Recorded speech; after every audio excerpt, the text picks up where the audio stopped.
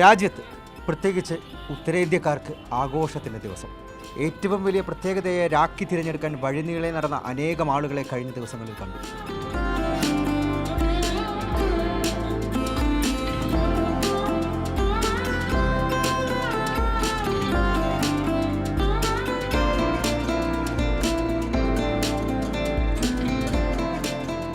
വർണ്ണാഭമായ തിളക്കമാർന്ന പലതരം രാഖികൾ പല വിലകളിൽ വാങ്ങാൻ കഴിയും.